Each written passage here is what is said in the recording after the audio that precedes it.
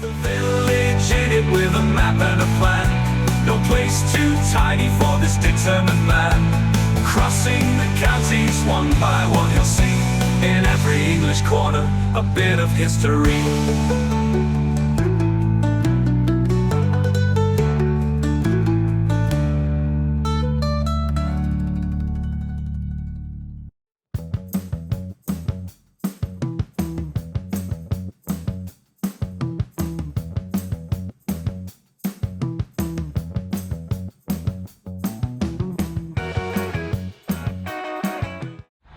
Hello folks, welcome back to Blaby once again. We've done 5 so far in this district of Leicestershire. By the end of this week, we'll have 10. So we'll have double our money. Double your money and take it away. Do you remember that game show? The older viewers might, the younger viewers certainly won't. Anyway, I'm digressing. So we're beginning here at a church, which is kind of a church within a church, this one. It's kind of 2 buildings in one. You can see there's very much a church at this end, but this end, it's ruined. You can find this peculiar looking building in the parish of Elmesthorpe.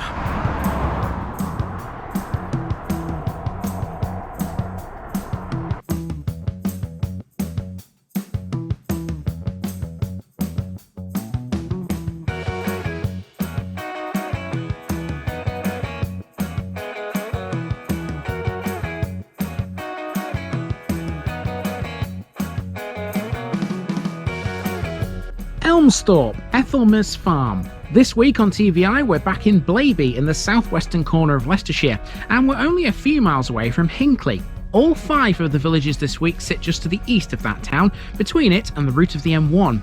First up we have the lovely village of Elmesthorpe.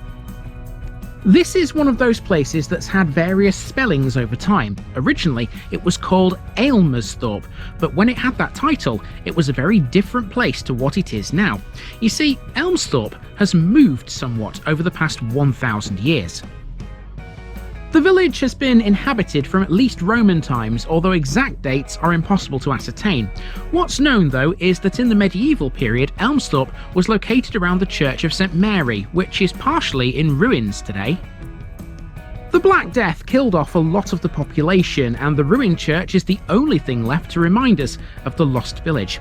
For almost 500 years after that event, Elmesthorpe almost didn't exist. It wasn't until the mid-19th century when it started to grow again, thanks to the railways. When it did, it reinvented itself about a mile south of the old village, growing up around the route of a railway line and a pub called the Wentworth Arms. Since then, it's expanded back towards the old village, giving us a long, linear settlement to deal with. Let's go walking and see it.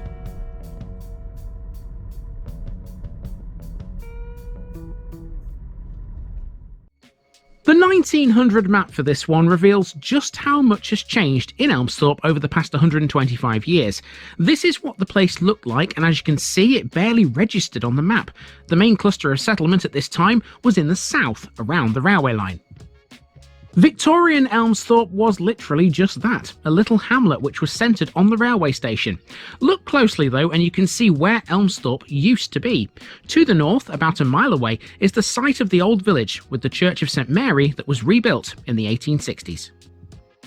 There was virtually nothing in between the two. When Elmesthorpe was rebuilt in the 19th century, it migrated south, leaving the remains of the old village to the north, all on their own. This is why the place today is such an elongated village, because modern expansion has gone back north.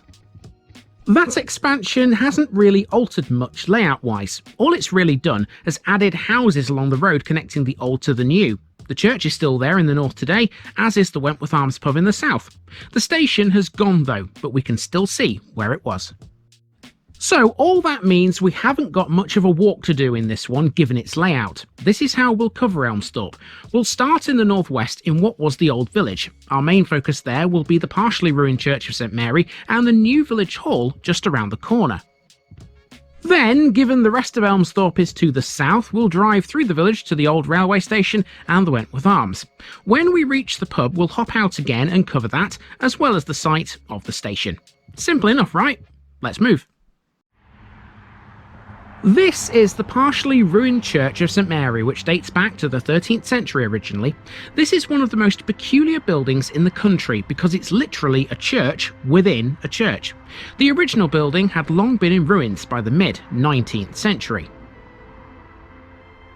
In 1869, this was partially rebuilt on a much smaller scale within the ruins of the older church. The new structure occupies the eastern end of the old one and is accessed through the tower from its western end, which has been left as ruins. It's a very odd setup, but somehow it works.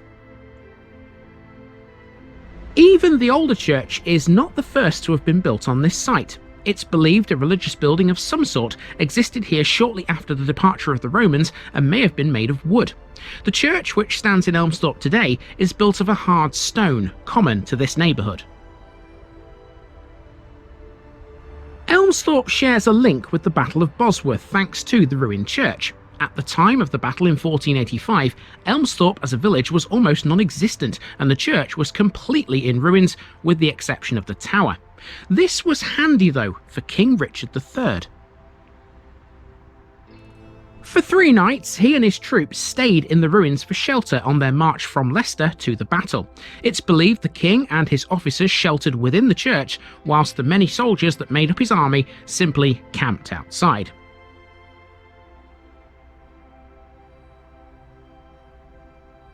In 1650, only half of the lead remained on the roof and the nave was overgrown with nettles. People did at least find a use for the ruins. Part of the inside was made into a garden and the nave was used as a cattle pen, whilst the outside of the north wall was covered by ivy. Tradition says that despite being in a pitiful state, a faithful few still worshipped in the ruins once a month. There were 2 bells in the tower, although only one remains today. In 1763, the church was nearly demolished, and had it have been, its stone would have been used to repair the highways. The fact the ruins are still here is all thanks to the Dean of Salisbury. In the mid-18th century, he visited the church and considered it obligatory that it should be restored back to its former glory. As such, he instituted himself as a rector, although he took no active part in the functioning of the church. Had that not happened though, it would have come down. It was through his initiative that it was saved. Elmesthorpe wouldn't get a new church until the present one was built on the foundations of the ruins at a cost of £600, although the nave has never been restored. So even though this nave hasn't been completely rebuilt, it is still kind of in use because, as you can see here, it's been turned into kind of a little storage space for stuff. There's like a little shed here, which is against the wall of the chancel, if you like. And over there, you can see there's a little sign just there. That says the word wedding on it, which I assume they put outside on the road when people are looking for this church when they're coming to a wedding. You can sit in here as well. There's a bench in this corner. It's actually quite a nice little spot, this. Now, just before we leave this church behind, I'm going to take you out into the graveyard because as I was walking up to this church, I noticed a grave. It caught my eye. Let's see if we can work out who lies in it. Okay, so this is the grave in question, and as you can see, it belongs to Natasha Louise Batston. Now, what sort of attracted my attention to this grave is the fact that before her name, you can see the letters on the left-hand side, DC, and DC stands for Detective Constable. This was a member of Leicestershire Police, who, according to Google, died suddenly last year just before Christmas on the 21st of December. So there's no foul play here, there's no criminals involved, it was just simply a sudden death. So at the age of 49, a member of Leicestershire Police lies in this graveyard here in Elmesthorpe. Not often you see a policewoman's grave, a policeman's grave, is it? But yeah, there you go. Now we're around the corner on Wilkinson Lane. This is where you can find Elmesthorpe's Village Hall. It's a magnificent community centre around which the life of the village revolves. I didn't find out a lot about this, but it's everything you'd expect from a normal communal venue. The Village Hall, though, does give us a handy vantage point for something else that's historically important. Stand in the car park and you'll be facing Elmesthorpe Farm. Now, somewhere over there was once a grand mansion and it was called Elmesthorpe Hall. It was lived in by a guy called Lord Cullen. His ancient hall stood on an eminence and was a large extensive building with gardens and pleasure grounds. They featured a tremendous oak tree, which was probably the most notable feature of the whole estate. There were also large pools or fish ponds covering 6 or 7 acres apiece. The largest was called the Old Pool, and it had 26 islands in it with trees growing on them. A brass seal was once found in the gardens bearing the words Charnel Arms, and it was considered of great antiquity. Cullen was lord of the manor and remained so until he was forced to sell up to pay off debts. They had been run up by the extravagance of his wife Catherine. In 1720, the village passed into the hands of Lady Noel Byron and eventually came into the possession of Lord Viscount Wentworth. As we know already, Elmesthorpe has migrated south. Having now dealt with the older, more northerly section, it's now time to see what it became in the 19th century. Let's tell Elmesthorpe's story as we drive through it to reach the old railway station. In 1297, Elmesthorpe had numerous farms and around 40 to 50 families. That was a really high population in those times, and it was chugging along nicely. That was until the Black Death came along, causing widespread fatalities and a failing economy. For a while then, the village depopulated. There was even a point where it almost completely disappeared, causing the church to fall into its ruins. It was never totally abandoned though. By the turn of the 18th century, a kind of slow recovery had begun, but it wasn't anything special. As part of that recovery though, in 1710, a house was built for a man called Mr. Storer and was kept for a number of years as a pub. In later years it was known as Church Farm and was owned by the historian Richard Folk. Folk turned it into a museum, regarded as the best of its kind in Leicestershire. He issued a farmer's wage token and only 18 of them were ever made. They were halfpenny tokens struck in 1800. On one side was a wheat sheaf and a plough, and the other side was embossed with the ruins of Elmesthorpe Church. One was found in the 1980s and sold for £520. It wasn't until in 1863, when Elmesthorpe gained its own railway station on the South Leicestershire Railway, that it was able to recover properly from its population slump. The station encouraged a new village to grow up around it, with workers' cottages and an inn built by the Earl of Lovelace. Since then, businesses have come along and gone again. The most notable one arrived in the 1920s. It was a boot and shoe manufacturer called Harvey & Company. The 1960s saw both the railway station and the shoe factory close, although by that time the village was much larger again. That's because in the 1930s the government initiated a scheme which brought families from depressed areas to make a living from the land. In 1935, Church Farm was purchased by the Land Settlement Association and they built 43 small holdings. In the 1960s the scheme ended, but many of the small holdings were then purchased by their tenants. The remainder was sought after by townspeople who wanted to keep horses. Church Farm House later became a private school. So in all, from the time of the railway to now, Elmesthorpe has transformed itself from a virtually non-existent village to a pretty sizable place. It now has a population of 500 or more, far exceeding what it was registering in the medieval times. And if you drive through Elmesthorpe like I've just done, you pass on the right hand side the Badger's Mount Hotel and Restaurant. Did you spot it? If you did, well done. Anyway, we're now at the southern end of the village, and here you can see we have the pub called the Wentworth Arms. We'll talk a bit about this in a moment. We have the station to deal with first though, which is right next to it.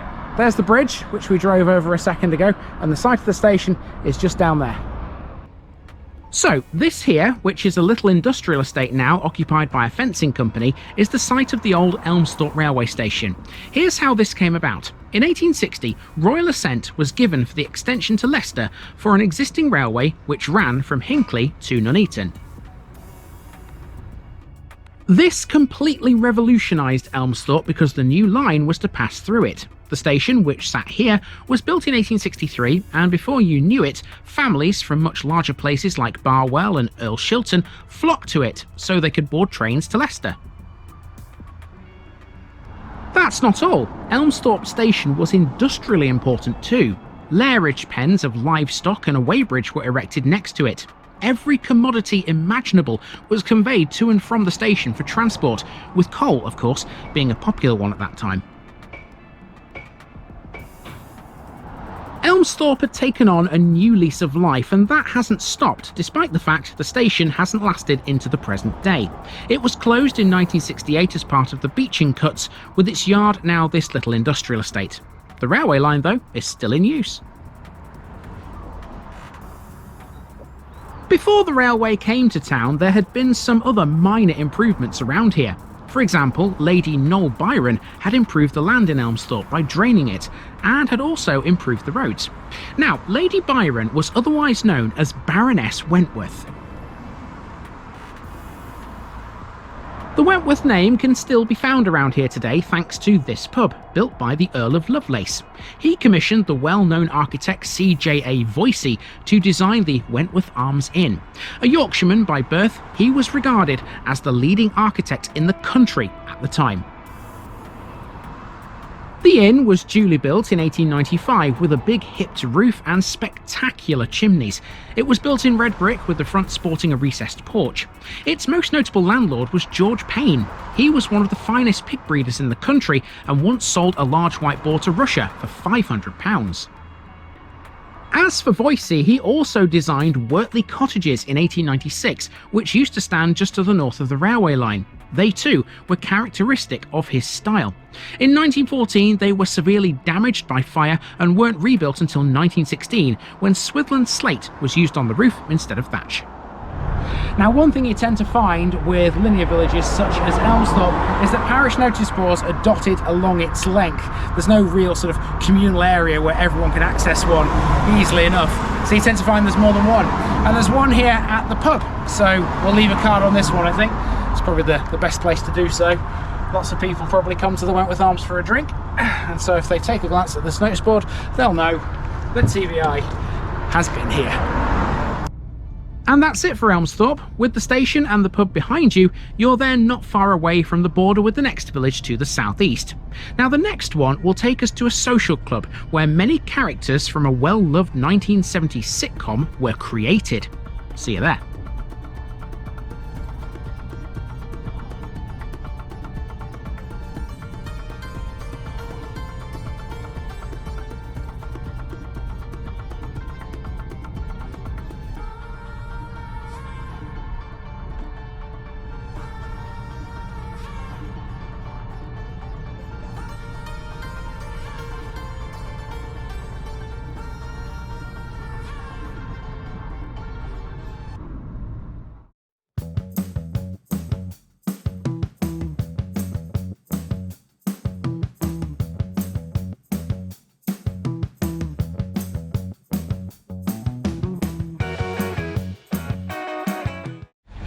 Welcome back to Blaby again, everybody. Now, I wonder how many of my viewers out there are familiar with the uber popular 1990s and 2000 TV drama series Heartbeat.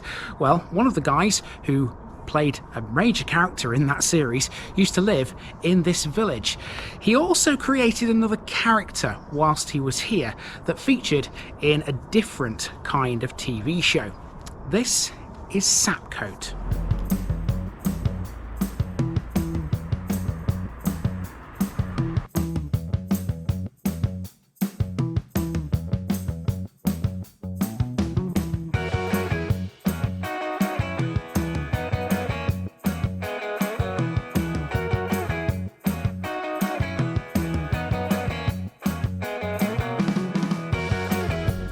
Sapcote Sheep Shelter. Today on TVI we come to the parish of Sapcote, located just a few miles away from Hinckley in southwestern Leicestershire. The unusual name means sheep shelter, and that comes from Anglo-Saxon times. However, there is another theory as to what its name means. Anciently, this was known as Sapcote, and some believe that meant soap village. The idea stems from the fact there was a remarkable well known as the Soap Well, which was renowned for its soft water. Womenfolk claimed they could do their washing in it without using actual soap. Sapcote would go on to be a relatively important centre for both framework knitting and for quarrying. Indeed, the landscape around here is scarred with evidence for the latter of those two activities. Some buildings in Sapcote are made from the local stone, such as the Methodist Church.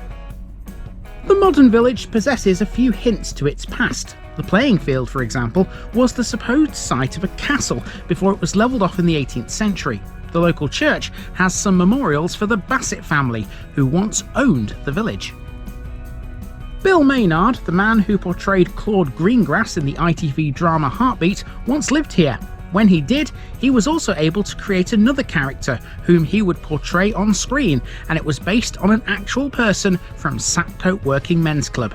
Let's find out who it was.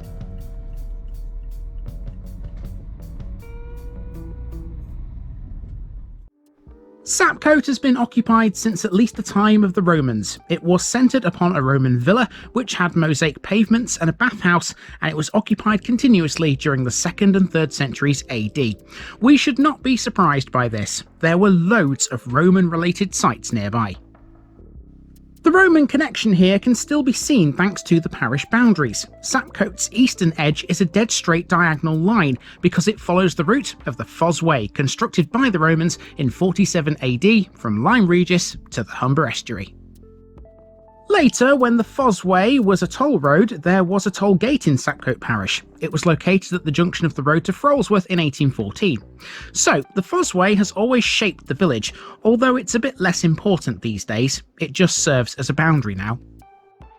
The village itself has always been a cluster, based around the road from the Fosse Way to Hinckley, which was a major Roman site. So, as you might expect, everything has grown up alongside that road. Let's zoom in and see what it had in 1900. The answer is quite a lot. The high street was very built up, as was the road that led to the church. Sapcote was certainly not a quiet backwater. It had some life to it. There was a school on the main junction, a church to the south and a chapel to the east. That chapel, though, isn't the one that's here now. There are loads of other things which suggest Sapcote was historically important. To the west, there's some earthworks shown. They are where a castle supposedly once stood. Today, that's now the playing field. Bassett Lane is also a clue. The powerful Bassett family once owned this village. There were almshouses too, which still stand near the church. Carver Hill cottages are still there as well, and they have a connection to London. In all, Sapcote was a busy little place, thriving with life everywhere you looked. It was almost a small town. When you look at the modern map, it has the appearance of a small town these days. Vast expansion to the north has turned this already bustling village into a pretty sizable settlement now, and its growth has encouraged some other bits and bobs to be built as add-ons. Put simply, we have a lot to cover in this one, and so our route is going to be pretty extensive. We'll start on Kirby Close in the modern housing estate and work our way south to the main crossroads. That is the dead centre of Sapcote, where the road from the Fosse Way hits the road to Stanton. Then we'll walk around the middle of the village in a clockwise direction, returning to the junction afterwards. That will take in the old school, the church, the village hall, the library, the Red Lion pub, the War Memorial, and the site of the castle. We'll then branch out towards Hinckley so that we can cover the Sapcote Working Men's Club before crossing the playing field, or the castle site if you will, to Bassett Lane. That becomes Cook's Lane as you head east and ends at Carver Hill Cottages. From that point, it's a simple case of going up to the Methodist Chapel before returning to the housing estate. In all, it sounds really simple, but with so much packed into a small area, this one promises to be full of hidden bits here and there. So here we are in the big housing estate which defines the northern reaches of Sapcote village. On those maps, this simply wasn't here 125 years back. There has definitely been a lot of growth since those times. We'll cover this area more at the end, because everything of note here is in the south. That said, on the way south we have to pass a couple of shops at the end of Kirby Close. One of them is a hairdresser's and the other is a post office. A few years ago, the post office occupied the entire building. It's shrunk a little now. The cute little building next door is an old telephone exchange. Those shops are by no means the only ones to this village's name. Walking down Stanton Road, we're heading for the middle of Sapcote, defined by a crossroads where the roads to Leicester and Hinckley meet each other. On the junction, there's a lot more.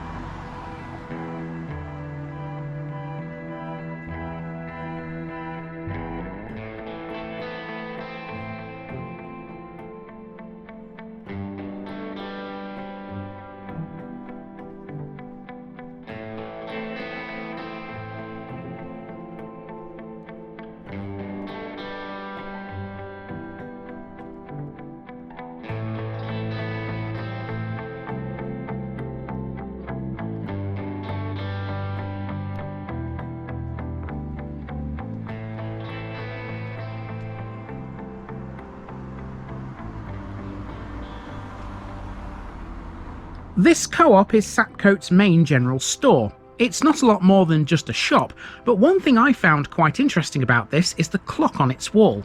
I didn't find anything about it, but I thought it looked good. Sometimes admiration is all you need, I guess.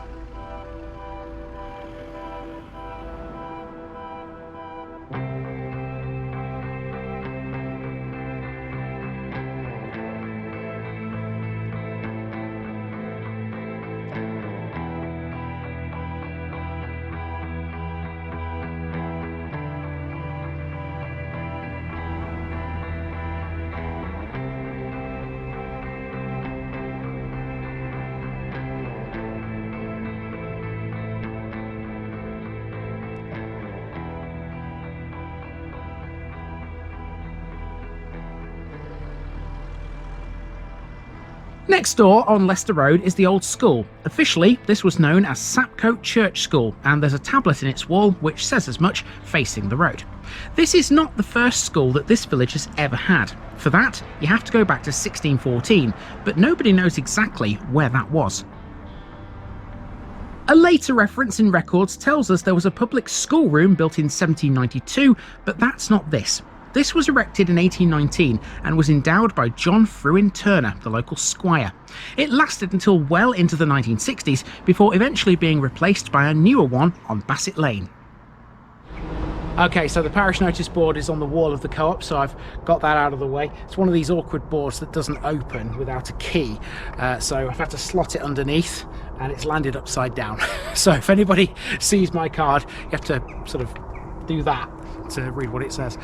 Anyway, we're now going for a bit of a walk. The next landmark is quite a distance away, and between here and there we'll talk a bit about what's made Sapcote the place it is over the past 200 or 300 years.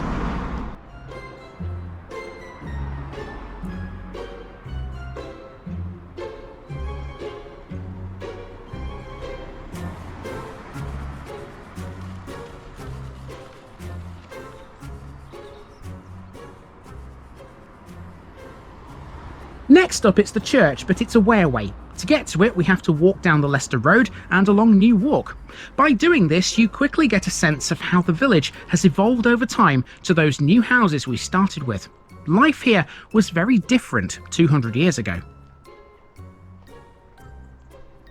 With the invention of the stocking frame, the lifestyle in most villages changed dramatically. Sapcote was no exception.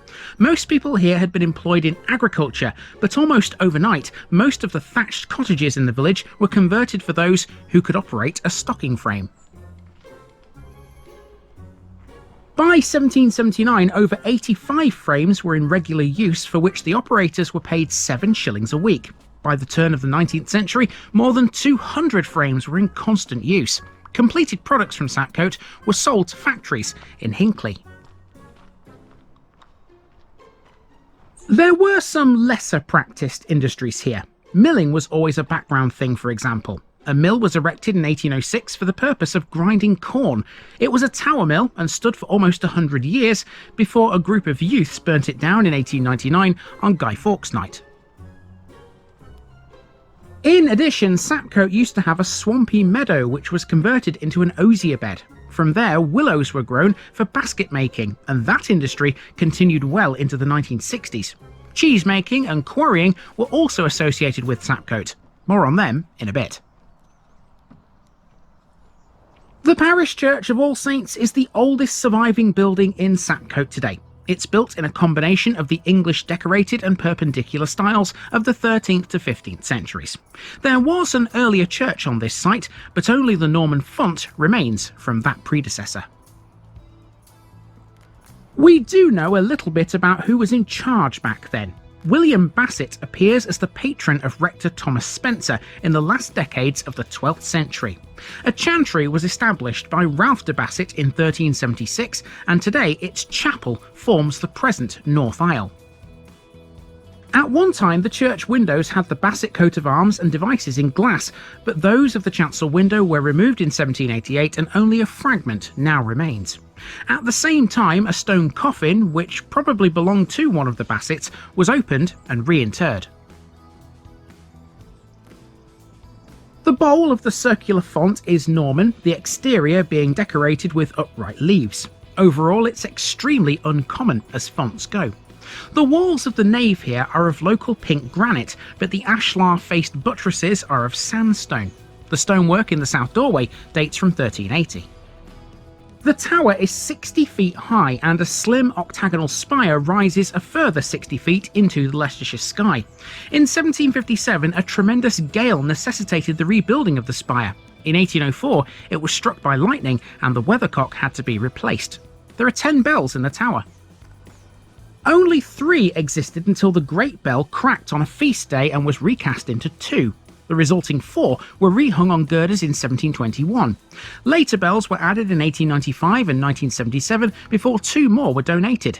Sapcote is therefore one of only 2 villages to have a ring of 10. The clock on the tower was given by Mary Fruin Turner in 1793 and originally only had 1 hand. It was restored in 1853 when a minute hand was added, along with the words, "The hour is coming." They were inserted in gilded letters on the centre face. The building next door to the church is the Sapcote Church Hall, in effect the village hall. It's one of a number of communal venues dotted across the village, which include the library and the pavilion. This was opened in 1968, with much of the cost being met by a legacy from a Miss May Kirby. The little building next door to that is Sapcote Community Library, and the fact this is still here today is all down to the locals. The library was at risk after the County Council announced it would scrap its funding in June 2017, but the people of Sapcote had other ideas. A community group stepped in and took over the management of the site and then called on residents to offer their time to help with its running. It seems to have worked because the library is still very much flourishing some 8 years later, and long may that continue.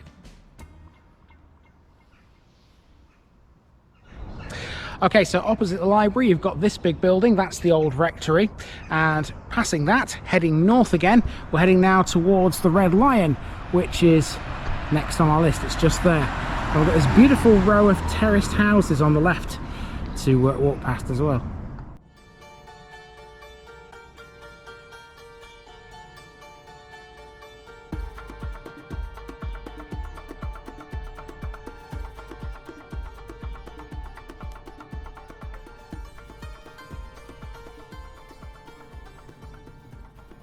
Next on our list is the Red Lion pub. Now, Sapcote once had 2 inns, but today the Red Lion is the only one left. The other one was called the Lord Bassett Arms. The Red Lion, as well as being a pub, used to receive the post when it was delivered to the village. It was then duly collected by the villagers. Next to the pub is the Sapcote War Memorial. This was unveiled by Lieutenant Colonel R.E. Martin in 1921 in memory of the 24 men who gave their lives in World War I. In 1942, during World War II, Sapcote had a Women's Land Army hostel, which was only the second to Leicestershire's name. Now we've made it to the playing fields. Now, on the maps at the beginning of this episode, this area was shown to be the site of Sapcote Castle. In the 18th century, the small eminence which it stood on was levelled, and eventually the site would become these lovely, well-maintained fields. But was there ever actually a castle in Sapcote? Not everyone thinks so. As we know from the church a few moments ago, under Norman rule from the 12th to the 14th century, Sapcote became a seat of the powerful Bassett family. They were descendants of the Royal Justice, Ralph Bassett. It has been suggested that Ralph de Bassett, a different guy who lived some 100 years later, was possibly the first ever Member of Parliament. For sure, he was the first lord to be called to the Barons' Parliament by Simon de Montfort, and he served time as High Sheriff of Leicestershire. But where did the Bassets live? Well, the answer to that is a little difficult to come by. The Bassett family were extremely ancient and wealthy and owned the village for 3 centuries, although most historians will tell you they never actually resided here. And if they did, it certainly wasn't in the castle. Mostly, they lived in a gorgeous mansion within beautiful grounds near Thurleston, which was known as Bassett House. And that fact has puzzled historians for years. You see, there's not enough substantial evidence to suggest that Sapcote Castle ever actually existed. Now you see, this is the great thing about history. People will disagree all the time on various bits and bobs, and this board actually stops short of saying there was definitely a castle here in Sapcote. It does suggest there was, though. Let's have a quick read of it. It says, Sapcote is one of 3 castles in southwest Leicestershire which postdate the Norman conquest. Excavations have shown that the site contains many 12th to 14th century stone buildings. Occupation of the site continued well into the medieval period. Now this is the bit that seems to be a bit wishy-washy. At Sapcote, the manor house of the powerful Bassett family appears to have developed on the site of a Norman Motte and Bailey castle. Manor houses were often surrounded by moats. Now it's this line here, appears to have developed. You see, they're stopping short of saying there was actually definitely a castle here. It's not known for sure. What they do agree on, though, is it was levelled in 1778 and most of the moats have been filled in. As to what exactly was here, well, you can make up your own mind, but certainly nobody can agree if there was indeed a castle here or not. It's a fascinating piece of history, though, isn't it?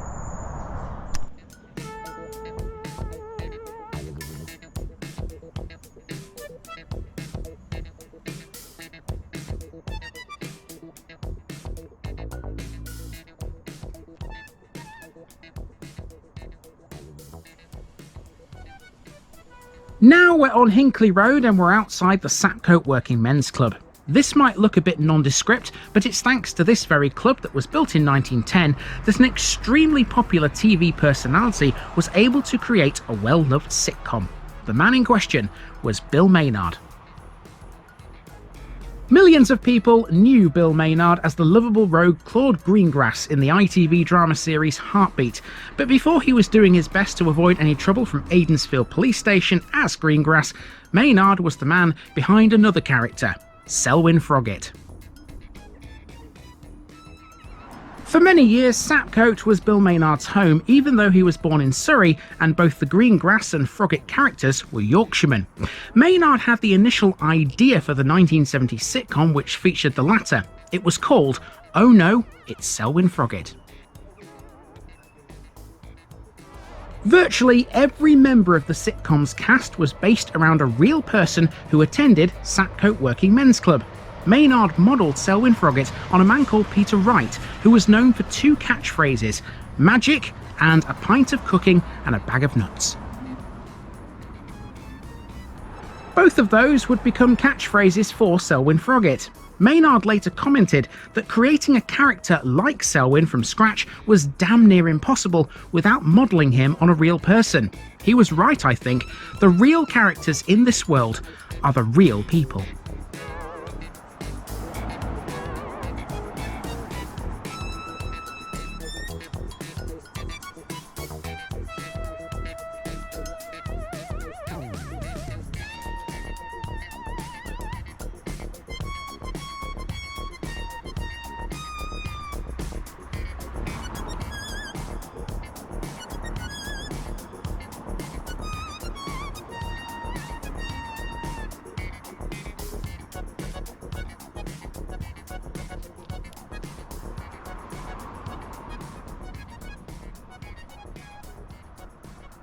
A hop, skip and a jump down the road and we're at the pavilion on the northern edge of the playing fields. Sapcote Pavilion commands a view across the 8 acres of playing field to the village's name, with its own car park and its own changing rooms too.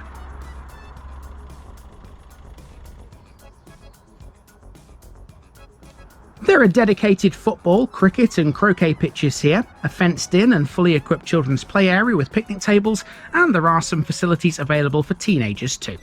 The pavilion can be hired most days and it's equipped with a kitchen and some toilet facilities. Now to cross the playing fields, and as we do, there's something else to tell you about this area. Today, a park such as this is a place where you can stroll, absorb the fresh air and admire the surrounding trees. That wasn't always the case.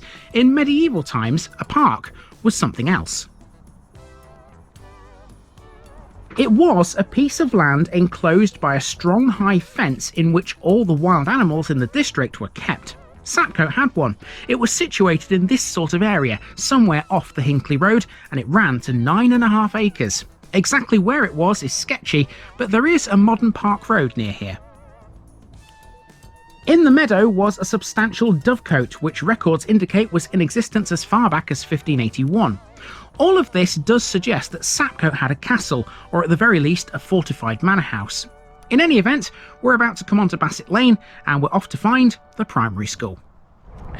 In fact, on that board that was talking about the castle, there is a map and it shows that the park was most likely where I am right now, sort of on the cricket square. So somewhere here, this is where the park would be. It would make sense actually, because over the way there, you can see there's a street, that's Pinfold Close. And the research I did before I came here told me that the Pinfold was right next to the park. So it makes sense for it to be here then, doesn't it? Okay, let's get off this recreation ground, back onto terra firma.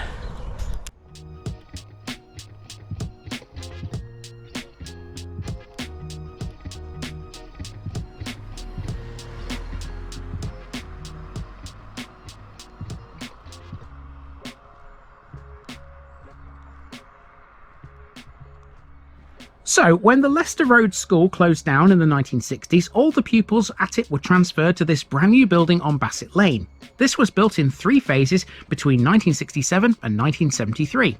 This school was originally known as Sapcote C of E, reflecting its ties to the older church school. However, now it goes by the modern title All Saints C of E Primary School. It has its own motto, which is simply guiding all our flock to flourish. The Bishop of Loughborough visited this school a short while ago in order to bless some new school buildings.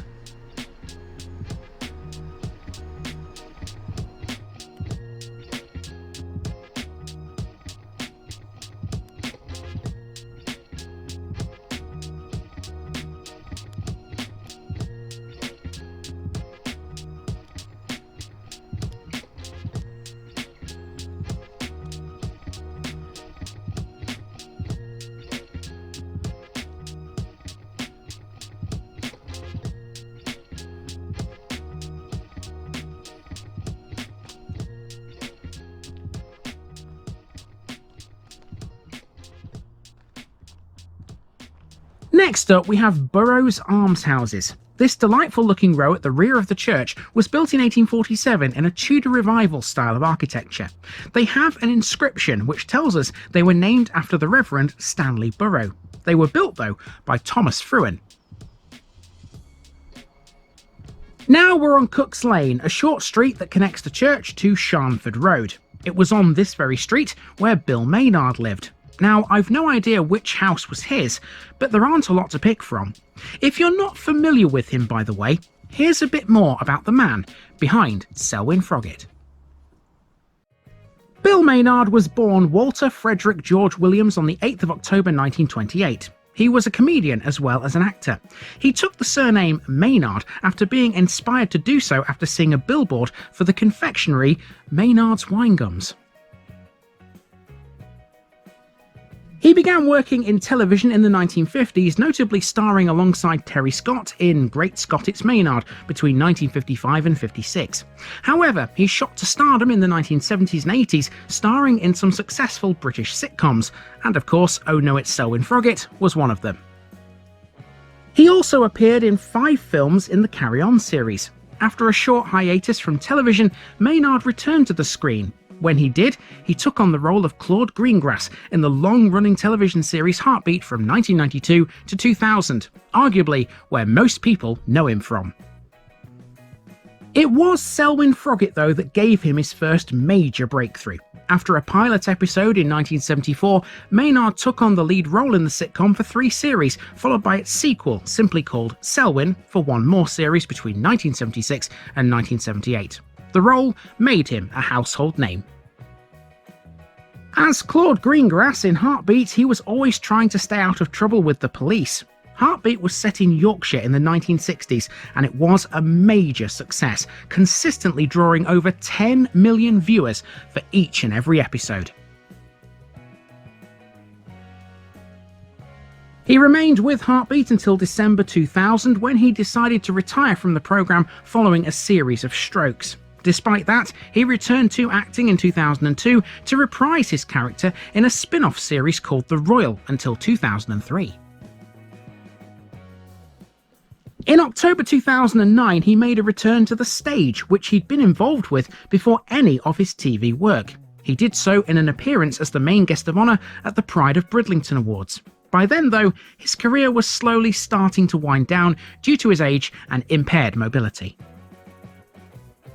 Maynard was not a Leicestershire native. He was born in Farnham in Surrey, but his family moved north soon afterwards. As such, he spent a lot of time here, being educated at Kibworth Beecham Grammar School. Maynard lived in Sapcote during the latter part of his life. He was often seen to be using a scooter or a wheelchair as he aged. He died in hospital in 2018, not long after falling and breaking his hip. He's not buried in Sapcote. He was cremated at the South Leicestershire Crematorium in Countsthorpe, where his ashes were scattered afterwards. At the end of Cook's Lane, there's a terraced row. These are Carver Hill cottages. Look at them glancingly, and you might not think they're anything greatly special, but they are. They were built in 1882 and they're made of the local stone. Where they stand has a bit of history. In 1665, when the plague was rife in London, many people from the capital fled to Sapcote to find refuge.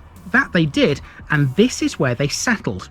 Carver Hill cottages stand on what was a piece of wasteland which is still known to the locals to this day as Little London. The name Carver, by the way, is also linked to quarrying. There were several quarries on the eastern side of the village, and one was Carver Hall. It was first excavated in 1770. During that operation, a tessellated pavement, Roman tiles, and a hoard of Roman and Saxon coins were uncovered. Also during the 1700s, Sapcote became famous for cheese. Over 30 tonnes were produced annually and sold at Leicester Cheese Fair. Centuries earlier, it's believed that cheese from the Sapcote Roman villa was sold to government centres which had been set up during that period. There has always been a tremendous amount of rivalry between Sapcote and Stony Stanton on account of the quarrying industry. Sapcote's three quarries at Carver Hall, Lovat's and Granitethorpe provided a livelihood for most of the village. Sapcote prided itself with its skilled set cutters. Sets were sent to all parts of the country, and quite a few of them were used in Leicester Town Hall Square. The first quarry to close was Carver Hall in 1880, which was filled in. Granitethorpe was closed in 1915 and Lovat's in 1924. Now we're at a stone-built Methodist church on Leicester Road. This is a Grade 2 listed building that was opened in 1905, and it's a fine example of something that was built during the arts and crafts period. Methodism in Sapcote, though, predates this chapel by a fair old distance. The Wesleyans built their first church in Sapcote in 1805, almost 100 years before this came along. They had a successful and active congregation in those days. By 1880, the village had something called the Sapcote Wesleyan Band of Hope, a temperance group in the Hinckley circuit. Come the early 1900s, a brand new chapel was required for Methodist worship, and this chapel was erected. The stone was quarried by the men who would worship at it, and they made such a good job of it that this remains as one of the best buildings in Sapcote today. Okay, on the other side of the road from the Methodist chapel, we've got a milestone. Here we go. This one says Leicester is 10 miles in that direction, and Hinckley is 4 in that direction. Always listed these structures. They're always worth finding as well. Useful things. Now, for the remainder of this walk, it's going to get all residential. We're going to go up Grace Road towards a place called Stony Stanton. We're not going quite into Stony Stanton because it's quite a long way. We're staying in Sapcote. So enjoy the housing if you can, and I'll see you in a moment.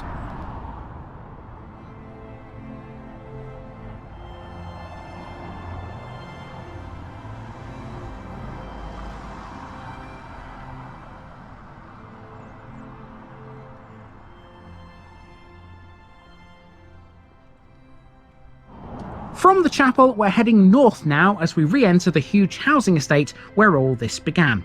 A lot of this is now residential, built mainly within the last few decades of the 20th century and the early part of the 21st.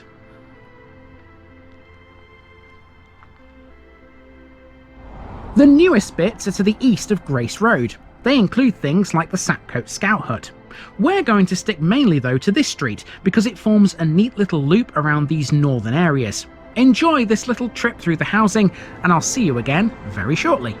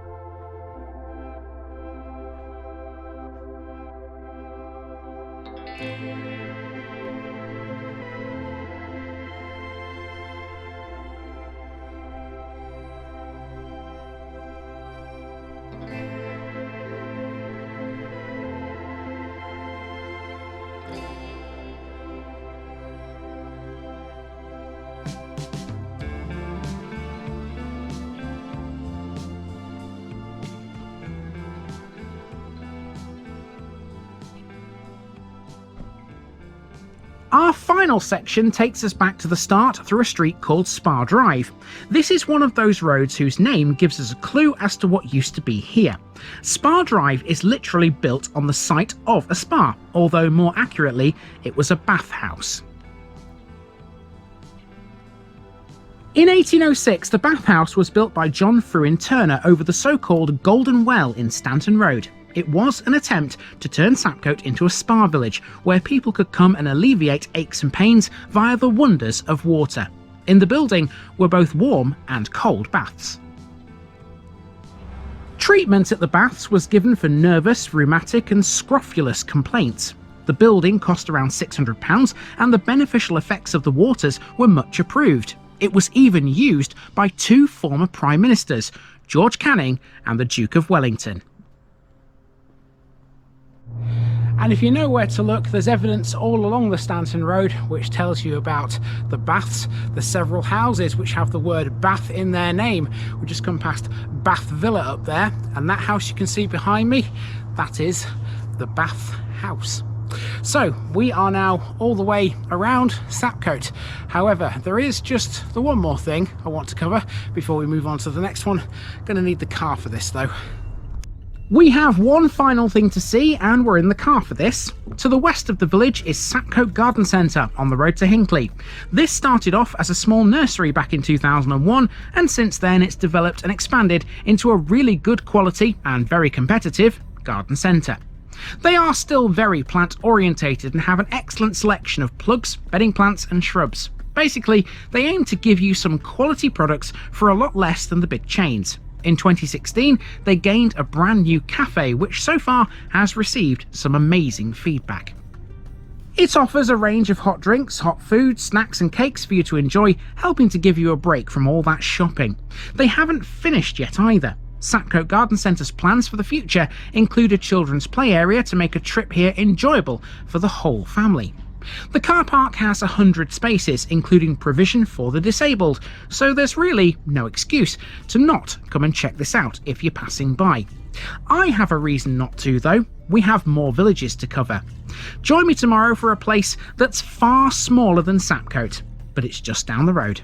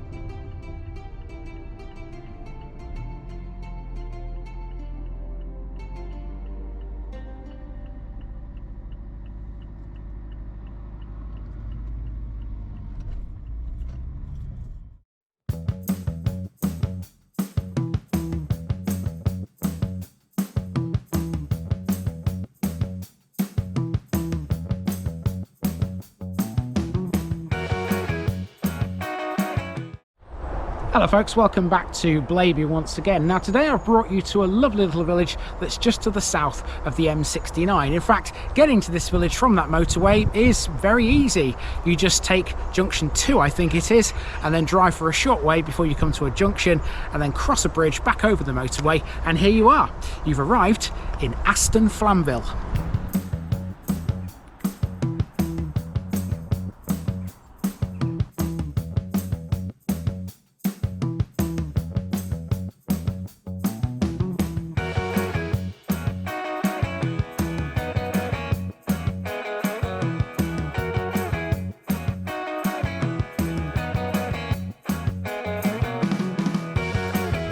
Aston Flamville, East Farm belonging to Robert de Flamville. After yesterday's marathon around Sapcote, we're going to mellow it down a little in this one as I take you around the lovely little village of Aston Flamville. It simply means East Farm, but in 1247 it was owned by Robert de Flamville, hence the Flamville suffix. This one doesn't have a lot. Essentially, Aston Flamville is two roads, one that connects the larger parishes of Sharnford and Burbage together, and the other that forks south off it before bending westwards, providing an alternative route into Burbage. It's that simple. Primarily, Aston Flamville is known for three things. First of all, there's a pretty little church here which contains some bog oak from Sapcote. Secondly, there's an equally attractive dovecote on Litgate Lane. And thirdly, there's Aston Flamville Manor. The rest is predominantly housing, but there is an old school here as well. Aston Flamville is pretty and considered a very desirable place in which to live. It doesn't have a lot of downsides, but if there is one, it would be the proximity of the M69, which separates it from Hinckley. In 1969, the rural peace this offered was disturbed by the construction of that motorway, which cuts across the nearby fields. According to some residents, when the wind is blowing in the wrong direction, the noise can be terrible. Hopefully then, it was blowing the other way here. Let's go.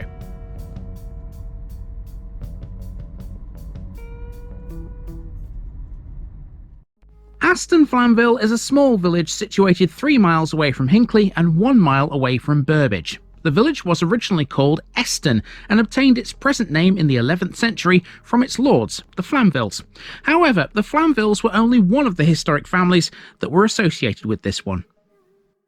Aston has been owned by several people and organisations throughout time. The Abbey of Peterborough were the first landowners to be recorded, way back in the 7th century. The Earls of Pembroke and the Hastings family also held land here from 1227 onwards. It was in 1375 when it came by grant to Sir William Flamville, and that's how it gets its name. From 1400, the lords of the manor were the Turvilles, and they stayed here until 1752. Joseph Craddock then took over, a member of the family that planted lots of trees around it all. Aston Flamville covers around 1,050 acres. The land here is a mixture of soils, varying from a sandy texture to a medium loam. Generally speaking, it's regarded as being very fertile, and that's why, as you can see here, the place was, and still is, surrounded by a lot of farmland. Aston Flamville as a village hasn't altered much since 1900. Sure, it's gained some houses and the population has gone up a little, but the basic layout is the same.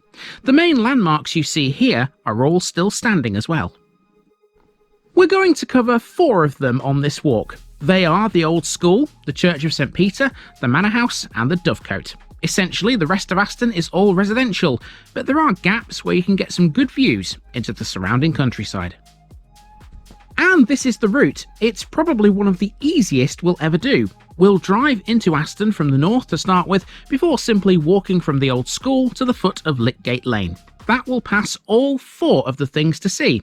I wish all villages were like this in some ways. Let's drive into Aston Flamville before we can go walking. To get to the village from Sapcote, there's no direct route. You have to go east to junction 2 of the M69 before then using a combination of the B4669 and the road between Burbage and Sharnford. Now, in doing so, you have to pass a big wood. It's called Aston Firs and it lies on the edge of Aston Flamville's boundaries. Aston Firs is a private woodland, so we can't go into it, but it's connected to Burbage Wood, and that's publicly accessible. Burbage Wood and Aston firs together cover an area of 51.1 hectares, and they're deemed a biological site of special scientific interest. They are semi-natural woods which sit on some poorly drained soils. Both of them are dominated by ash and oak trees. Having said that, both hazel and hawthorn are common in the shrub layer, and there are flowers such as sweet woodruff and water ravens. Burbage Wood is part of Burbage Common, an 85-hectare local nature reserve. Most of that lies within Hinckley and Bosworth, and not Blaby. The Borough Council manage it as both a nature reserve and a public park. The common is unimproved heath grassland and was historically common land. Such heathland was common in this area until some land use changes in the 19th century. The leafy nature of Aston Flamville in its furthest reaches is partially the work of the Craddock family. They planted 7 spinneys at specified distances from each other on the boundary of the Aston Flamville estate in 1755. That was to give it a pleasing appearance. They did very well. After the wood, to get to Aston Flamville, you turn left to drive along Aston Lane. This passes the Greenacres preschool and nursery on the left-hand side, and then goes over the M69 via a bridge. Just after that bridge, you're a mere handful of yards away from Aston Flamville village. This won't be a long walk. We start in the north of the village on the Hinckley Road, and the first thing to cover is the old school. This was built in 1872. It's now a house and has integrated itself as a dwelling rather nicely into the newer surrounding properties. I have no idea when this school closed because information about this lovely little building was almost non-existent. I'd imagine children from Aston Flamville now go to places like Sharnford or Burbage. Neither are greatly far away from this village. So that old school is literally just over the bridge which crosses the M69, and if you follow this road for, I don't know, about 200 yards, you come to a junction, and at that junction, that's where the church is.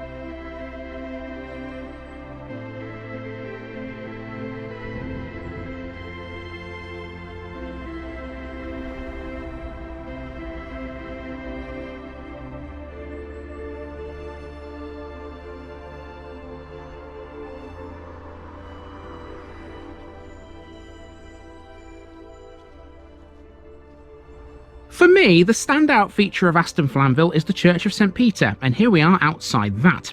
It's a Grade 2 listed building. This was built in the 11th century, although it was possibly re-roofed in 1617.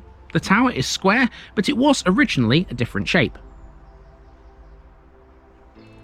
The tower has a remarkably short spire. It contains 2 bells, and its ancient clock has now been converted to be wound up by electricity. In the south wall of the chancel is a rectorial chair, and there's also a square hole which was used for a lamp, which was kept continually burning. In 1750, an oak tree was excavated from a bog in Sapcote. It was found to be perfectly sound, but as black as ebony. It was sawn into boards and used for interior work here. The chancel was restored in 1855 and then completely rebuilt in 1873, along with the porch, the tower and the nave. Most of the fabric here is very old, but there are some modern bits. The font is one example. That depicts Elijah in a chariot and Moses striking the rock with his staff. It replaced an original ancient font, which has long since gone. The church is without aisles, but a particular feature is the descent of 1 step to the chancel instead of the usual 1 or 2 up. Beside the step is a figure of a knight in a kneeling posture in plate armour, the arms in a position of prayer, but the hands missing. In the chancel stands the railed tomb of stone of Sir William Turville and his wife Lady Jane. Lady Turville's date of death is blank, having never been filled in. In addition, there's also a vault in the centre of the church for the Craddock Hartops, who died in the mid-1800s. So we saw Aston Firs earlier, of course, at the right-hand side of the car, but Aston itself is a very leafy village, and if you stand here in front of the lit gate, you're under this massive tree, this huge tree. Look at this. That is enormous, isn't it? And it overhangs the road. And on the other side, there are some evergreen trees of some description. So it's a very leafy place, this, and it can be quite dark as well if you're stood in the wrong place, I suppose. Now, behind some of those trees, there's the most impressive building here in Aston Flamville, and that is this. This is Aston Flamville Manor. It was built in the 1500s and it hasn't been altered much ever since. It's a pleasant two-storied building. Many of its rooms are panelled and one room still has priest holes behind the wood. The cellar door has bolts on the inside as well as a peephole. Although it's never been located, a local legend says that there's a tunnel leading from the church to the cellar of this building. During the Civil War, Aston Flamville was occasionally visited by troops from parliamentary garrisons in Warwickshire. I'd wager good money they knew where that tunnel was.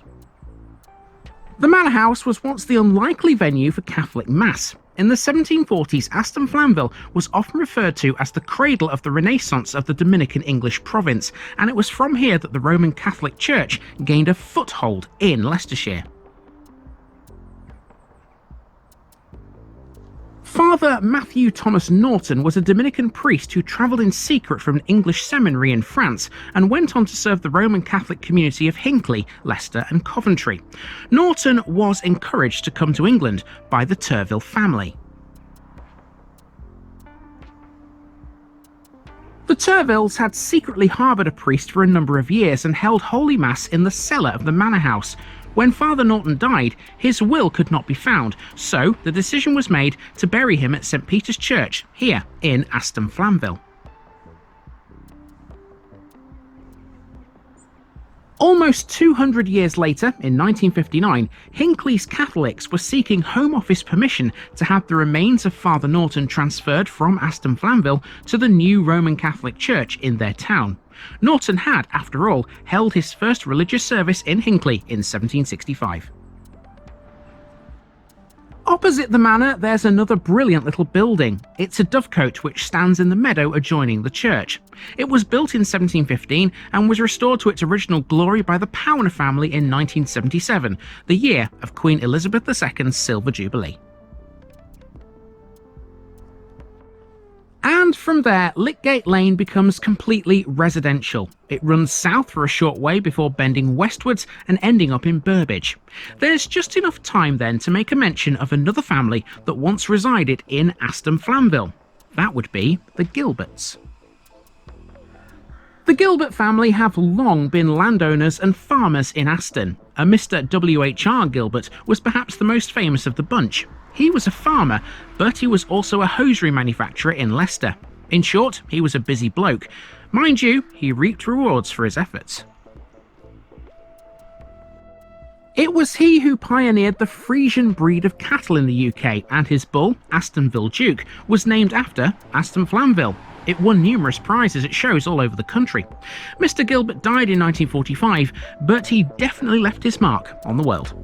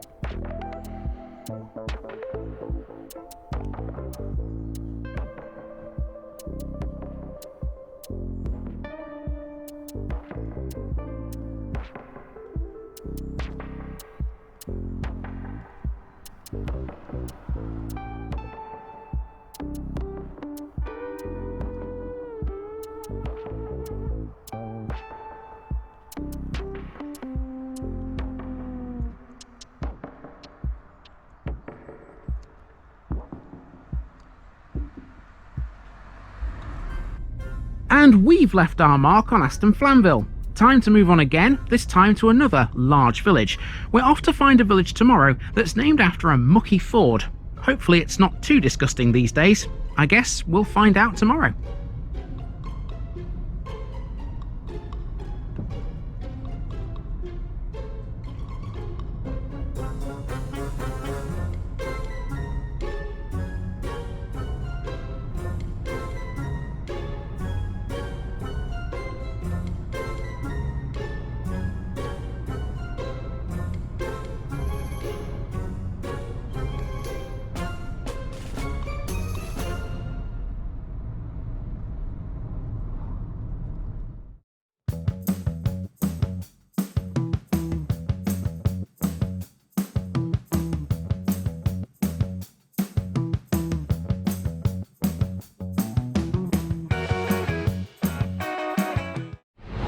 Welcome back to Blaby, everybody, and to a village that's changed dramatically over the last 125 years.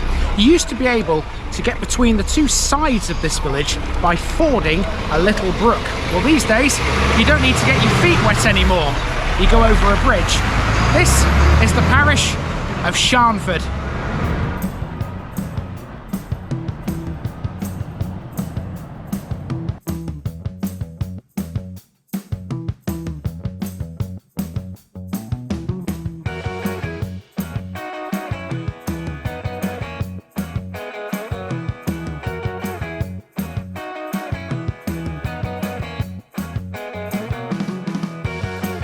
Sharnford, Dung or Muck Ford. Alright, with 8 down in Blaby, we have 2 more to do this week, and we're about to take a walk around the lovely Sharnford. This is on the eastern edge of the district, and it shares a border with Harborough. That border is defined once again by the Foz Way. Sharnford used to be more associated with Harborough than it was with Blaby. It was historically in the Harborough Division and the hundred and rural deanery of Sparkenhoe. It's located 4 miles northeast of Hinckley and 7 miles away from Lutterworth, so it's kind of in the middle of everywhere.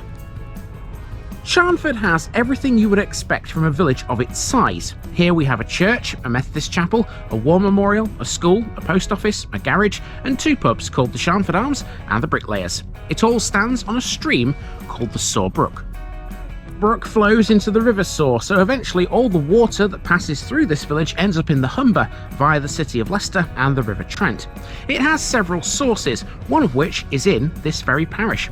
At Sharnford, you used to be able to cross the brook using a ford. By all accounts, that ford was pretty dirty. That's how Sharnford gets its name. Crossing the brook using that ford is no longer necessary. Sharnford now has at least 3 bridges over the brook, 2 of which carry roads. The main one is the B4114, which links Narborough to the A5. Let's go, people.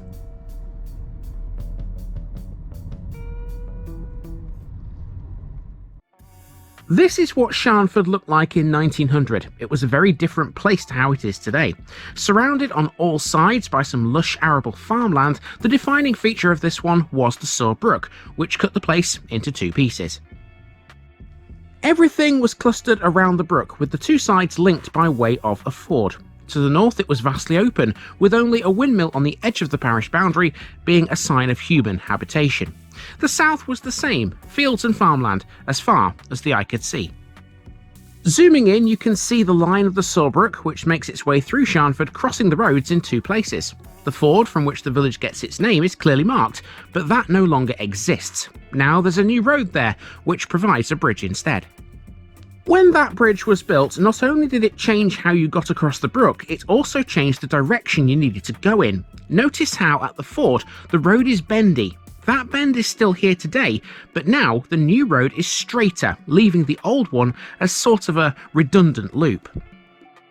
The brook did a brilliant job of dividing Sharnford into 2 almost equal pieces. To the east, it was very religious. There was the Church of St Helen and the Methodist Chapel, both of which occupied sites on the edge of an elongated rectangle of roads. The west was more communal, educational and residential. The school was on that side of the brook, but now it's moved to the east. It's close to the Methodist Chapel these days. What's happened to the north of the village since these times has transformed it somewhat. Let's have a look and see. As you can see now, the north of Sharnford is a great big housing estate. Development here has taken over the land to the north of the brook, and now you can get between the two sides of the village using a host of newer roads. It's a bit different from the days of the Ford, isn't it? It's not just housing that's been added here over the years. Sharnford has also gained a lot of things along the main road, and to the west there's now a huge industrial area dominated by John Brindley Commercials, a major local employer. So here's our route. We'll start on Hollyoak Drive in the new housing estate and then work our way east to the site of the current school. The playing field will then follow, and then we can go and see the Methodist Chapel and the church as we form a loop around the eastern end. Then we'll go down the main street towards the brook. Now, crossing the brook, we'll use the old road to do so that you can see how people used to get over it in past times. Emerging in the west, we'll head for the village hall and the Bricklayers pub before walking around Fantasy Island. Yes, trust me, that is the name given to part of this village. We haven't suddenly been transported to the seaside. John Brindley's will finish us off on foot, but before we go, I'll throw in a section on Fos Meadows, located to the south of the whole lot. Sounds good, right? Let's walk. So this first section will basically be all housing. The north of the village has grown significantly since the turn of the 20th century. Hit Sharnford today and you might think in some circumstances you've wandered into a small town. It's not as big as, say, a Croft or a Sapcote, but it's still pretty sizable. A lot of this estate was built in between the late 1940s and early 1950s. It was post-war and there was a housing boom in those times. Now, I found a really good little article about this estate written in 2013 which featured in the Sharnford News. That's the local village magazine. It goes into great detail about the names of some of the streets in this northern area. Let's quickly summarise what it said. Buckingham Way derives its name from Tom Buckingham. He was a local district councillor and a builder, according to the article.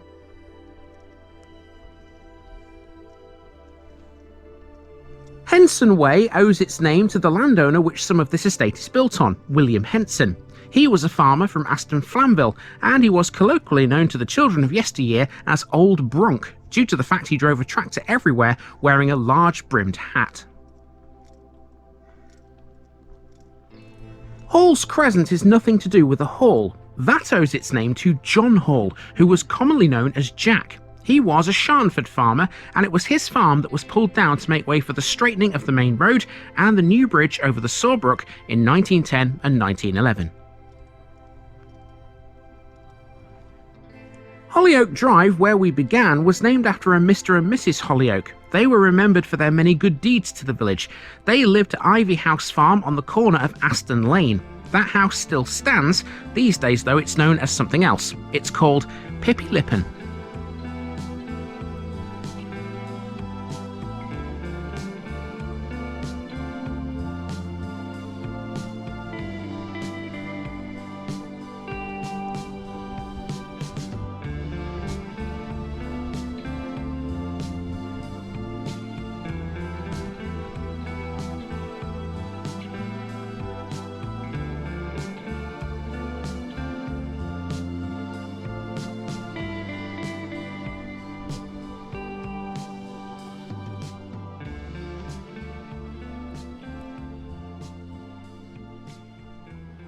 We've made our way to the school. This was probably built a lot later than the housing on this estate. I have no exact date for it, but the building looks very 1960s, doesn't it? Before this was serving the village, there was a much older school near the Sawbrook. We'll see that later.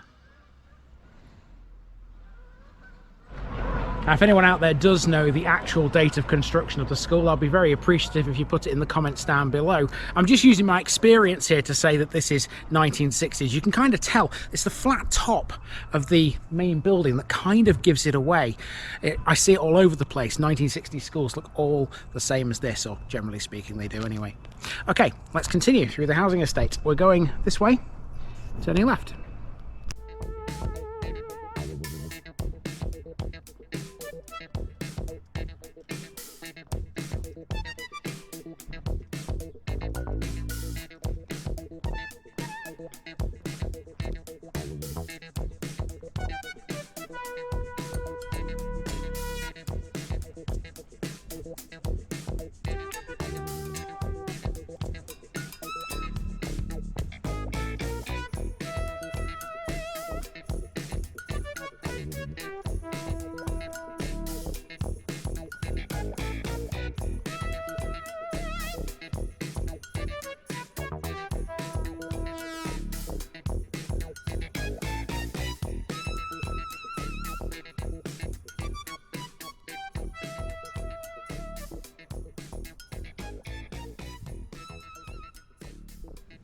playing field next, although from what I gather, sports aren't played here on a regular basis. Mind you, while we're on the sporting theme, I can get in a mention of Sharnford Cricket Club here. They didn't play on this field, they played at Lisman Fields off the Leicester Road. They are no longer active because they had to cease operation in 2016 due to a lack of players. Their history went back to at least the early 1900s, and they later went on to join the Leicestershire and Rutland Cricket League. Now, in 2015, they achieved a bit of local fame. They were the winning team in one of the fastest cricket matches ever seen in Leicestershire. After bowling out their opponents for just 8 runs, they won the game in 4 balls. The whole game lasted less than an hour. Now, I've heard of quick cricket, but that's lightning fast. This is Sharnford Community Centre and Youth Club, and it's been a welcome addition to the village since it was opened in 2013 by the former Leicester City footballer Matt Elliott and Nicola White, a medalist at the 2012 London Olympics.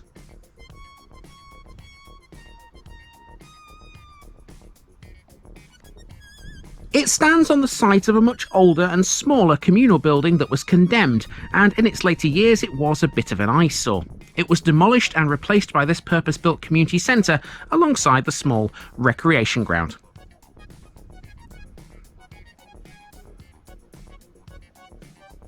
The building itself comprises a main hall with seating for 60 people, while still allowing space for a large dance floor.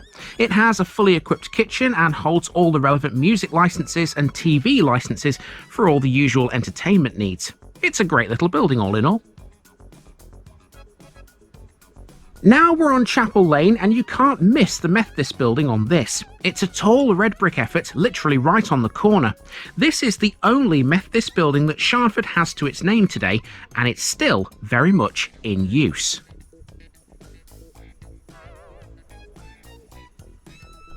No distinction between the various denominations of Methodists was made in the Meeting House Return of 1829. All it tells us is that in Sharnford there was a congregation of 150 Methodists. It's likely this group was mainly Wesleyan, but there could have been others mixed in. Sharnford has had a Methodist congregation since at least 1795, when meetings began in private houses around the village. They then occupied a small chapel from 1812 to 1827, but at that point this new one was built, providing seating for 144 people. It cost £600. There was once a Sunday school room adjoining this, and unusually for a Wesleyan chapel, it has a burial ground. The earliest headstone is dated 1832. This was upgraded in the 1950s, and the interior has 2 galleries, one at the rear and one at the front, behind the pulpit. Now at this point we start to climb a little hill. Chapel Lane rises gently, and at the top we'll turn right and then turn right again, and we're at the church at that point. And then of course we're going to start and come downhill again towards the Soar Brook, and it makes sense of course that there's a watercourse at the foot of that, because effectively what we're doing here is going up and then down a valley side.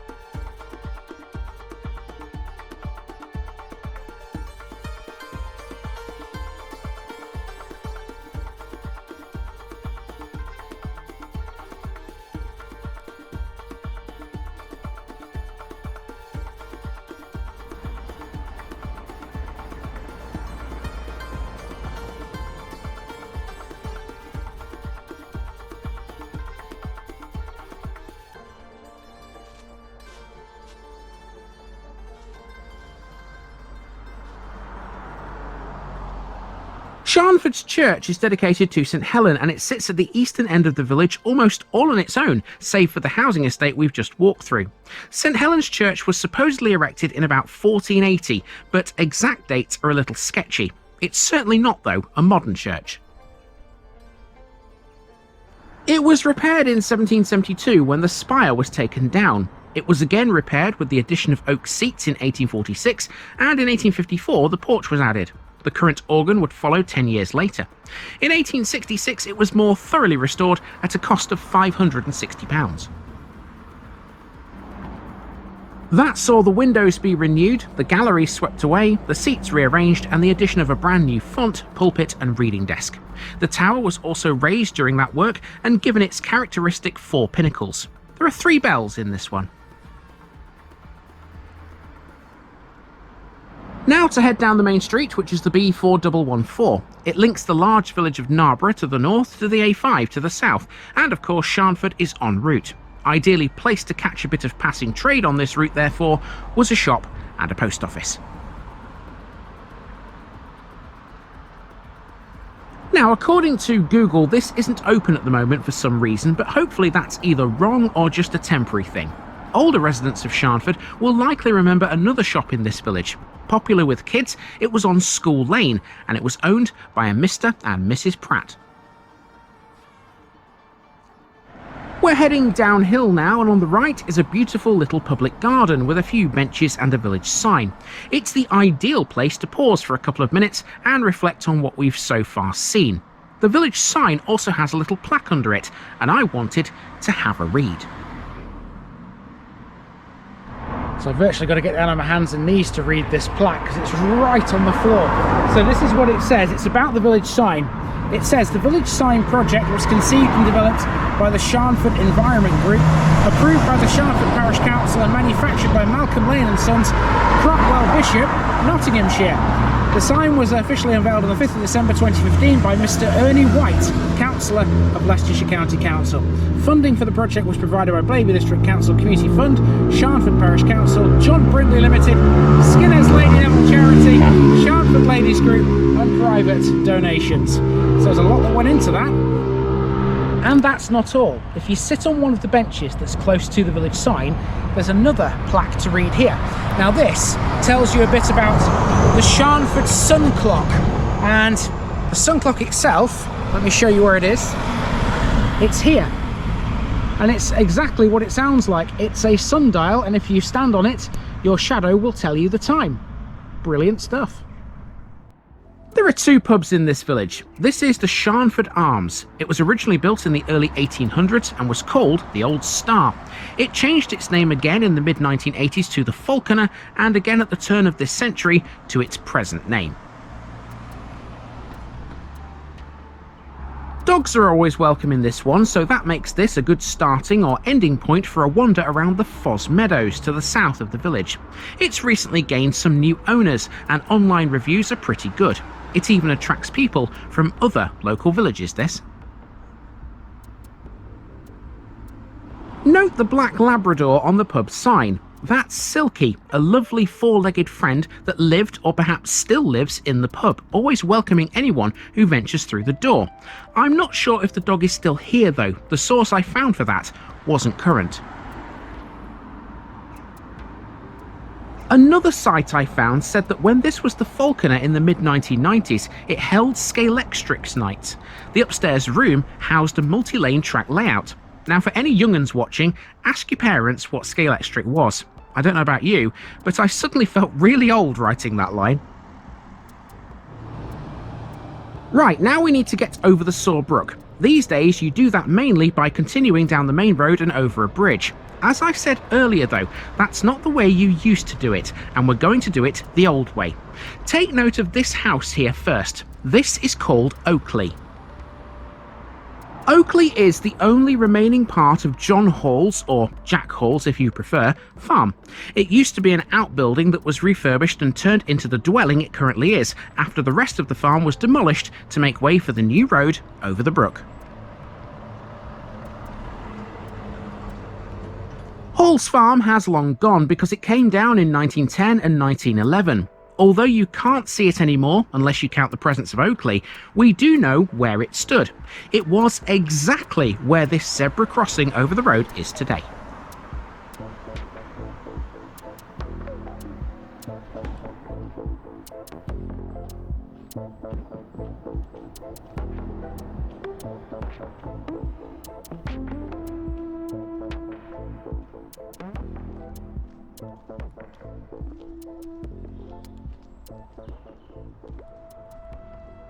So in the days of the ford, you go this way to get over it. This was a bendy little road that must have looped around the edge of Hall's Farm before meeting the Saw Brook shortly afterwards.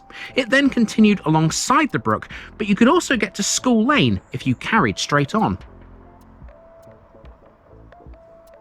As you can see, the ford has now gone. There's a bridge here as well these days, but it's a weak one and certainly no good for things like HGVs. I can't imagine many vehicles come down here anyway, but there's nothing to stop them. The road still bends to the right and rejoins the main street.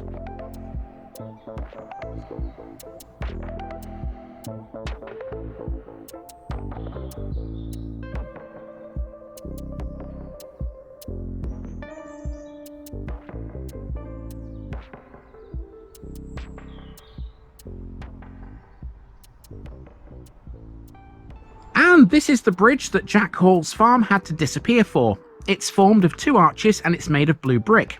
If the brook wasn't here, it's totally possible that the untrained eye might mistake this for an old railway bridge. It's remarkably similar. So it did take me a little bit of time to wrap my head around this and how the layout of the land would have been 100 years ago. But of course, the bridge is here now, and that's the modern way of getting across the Saw Brook. But of course, there is the other bridge down there. And I think, I'm not totally sure, that the ford would have been where that bridge is and not this one. Because of course, this road wouldn't have existed. It was brand new. When the farm was demolished, this road was built through here with the bridge over the river, over the Saw Brook. And of course this would have been the road that provided access between both sides of the village. And I assume then the ford was over there, where that bridge is right now. So yeah, you don't have to get your feet wet these days, thankfully. You can hop across the Saw Brook with dry shoes. That's a good thing. We're back to the main road, and here's Sharnford Garage, which has been in business since 1958. It's a car repair centre, but you can also buy one from here too. In past times, this was also a chippy apparently. Blimey, you'd have to be careful not to mix up the bottles of vinegar and motor oil, wouldn't you?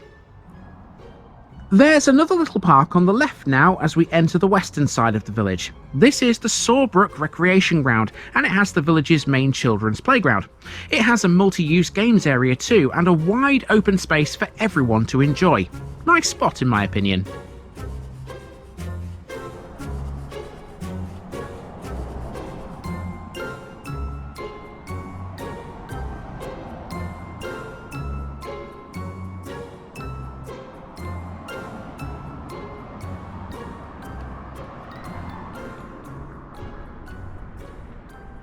Awarded the Hallmark certificate by the Leicestershire and Rutland Rural Community Council, the next thing on our list is the Evergreen Hall.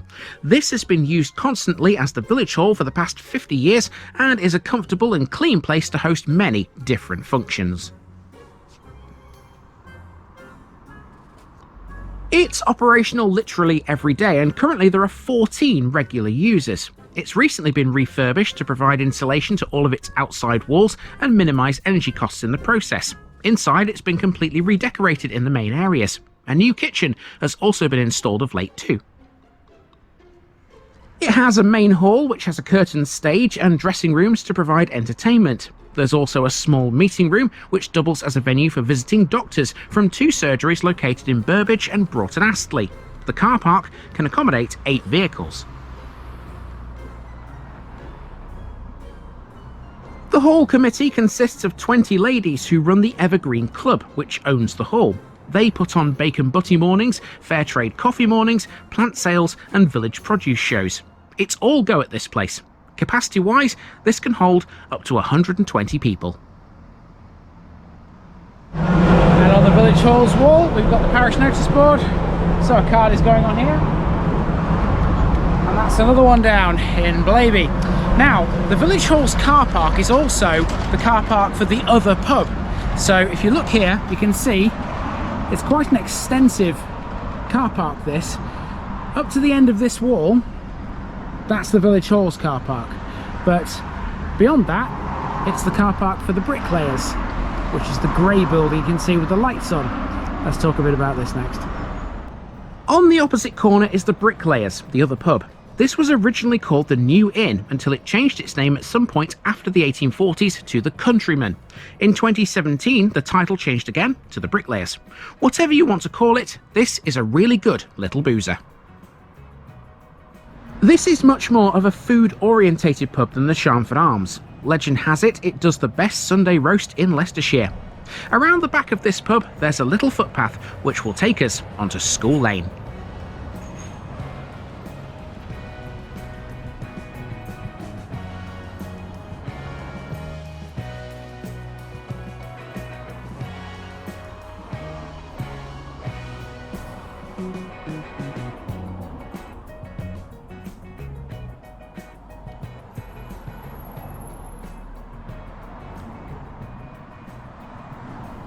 Now we've found the old National School, the one that children of Sharnford used to use before the new one was built on the eastern side of the Soar Brook. This was erected in 1845 and it cost £330 to do so.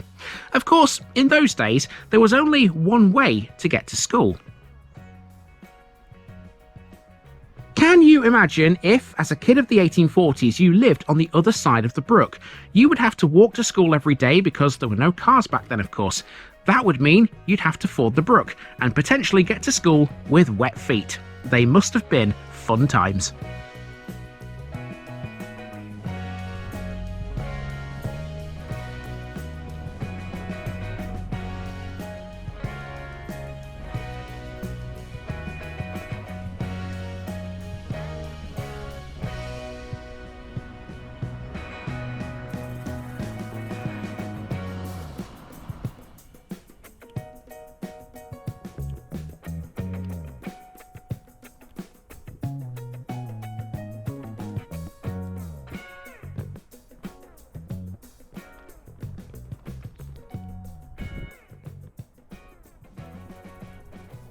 This next thing is a batch of housing which occupies a piece of land between the B4114 and the Leicester Road. On the old maps at the start of this video there was nothing here apart from the odd structure in the southwestern corner. It has since been fully built upon. Modern maps refer to this area as Fantasy Island. Now, I tried my best to find out why it gets that name, but I came up short. I found loads of things about the seaside theme park, but nothing Sharnford related. I'd never been to Fantasy Island before this, but now I guess I have. And driving around Fantasy Island, it's a one-way system. There you go, you see? One way. And there's even a house up there, back towards where the school was, that's called One Way House. How about that for an inventive name?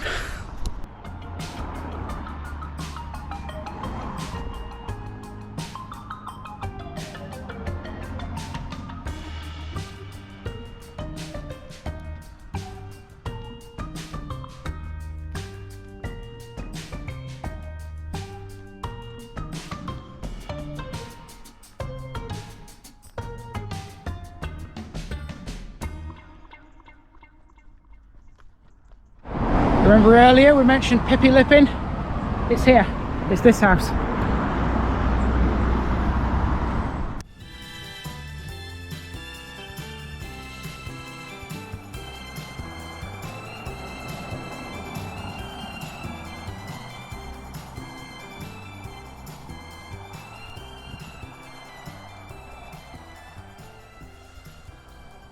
The last thing to see on foot is the massive industrial area to the west of the entire village. This is actually a collection of businesses, but they're all linked to John Brindley Commercials.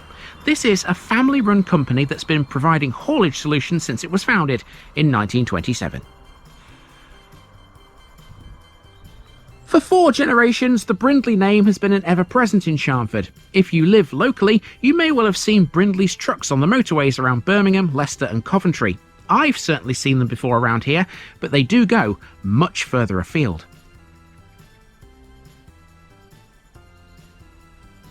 One thing Brindley's offer is an HGV testing service. That's carried out by a team of VOSA inspectors on their 2-lane authorised testing facility. It's open all 52 weeks of the year from Monday to Friday, and they even take bookings some 12 months in advance. Now, just before we leave this one behind, there's one final thing I want to highlight. As we know from earlier, the Foss Way provides the southern parish boundary here, and between that and the village, there's the very popular Foss Meadows. It's a country park.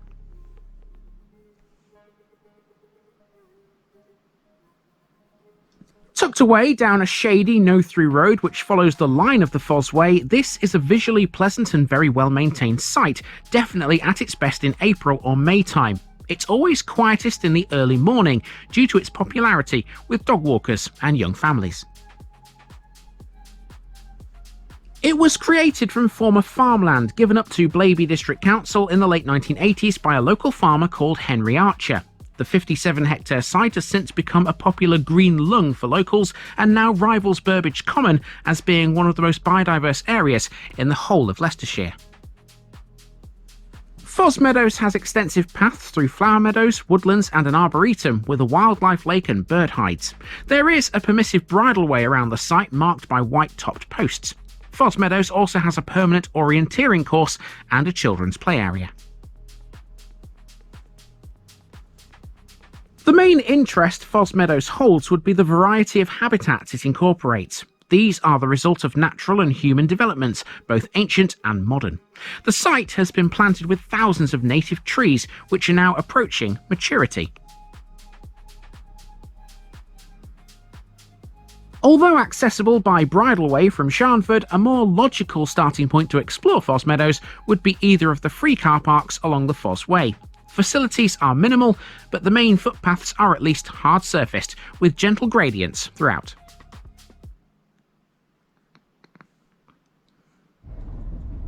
That'll do us for Sharnford, everyone, and we have one left to visit this week. Now, being so close to the Foss Way means that you can't really visit Sharnford without being somewhere close to something Roman. Down the road, there was a small Roman fort. Join me tomorrow to learn where it was.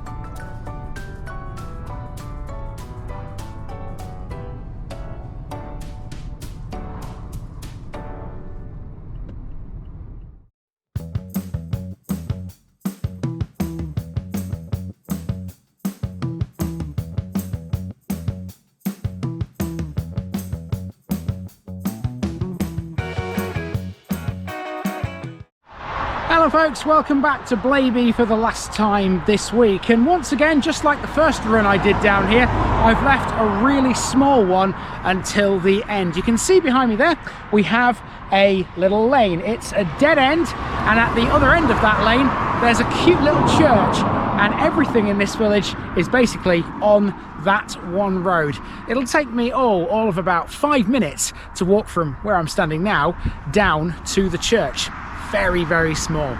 There's a lot of Roman history in this one though, believe it or not. This is Wigston Parva.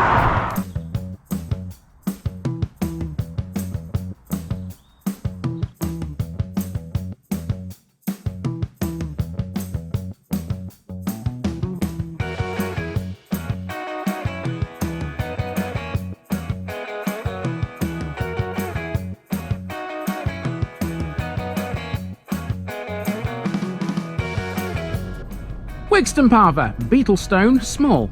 Alright, let's wrap this week up in a sort of semi-familiar area. If you've been watching me for the past few weeks, you'll know that the A5 was a major Roman road. The Saxons called it Watling Street, and although we don't know what the Romans called it, they definitely used it. We've been covering the area around High Cross in both the district of Harborough and the borough of Rugby of late, and that means we've mentioned the long-lost Roman town of Venenay a few times. That, though, was just one of the Roman settlements that were around here. Wigston Parva is a tiny village just to the north of the A5, and the experts reckon this stood on something Roman. Widening of the A5 a few years ago revealed some Roman remains, and further research via photography and excavation revealed this was a Roman fort. It wasn't a major one, it was only small, covering approximately 2 acres in area and dating to the first few years of Roman occupation. Situated less than a mile from High Cross, it was believed to be an early military fort for the area. Watling Street was built across its site. 1,000 years later, with the Romans long gone, Wigston Parva is an equally small settlement, but it's definitely no fort. It's a beautiful little village with some amazing buildings, all centred on a green. It's on a dead-end lane with a church at the foot of it. It's thoroughly lovely. Let's go and see it.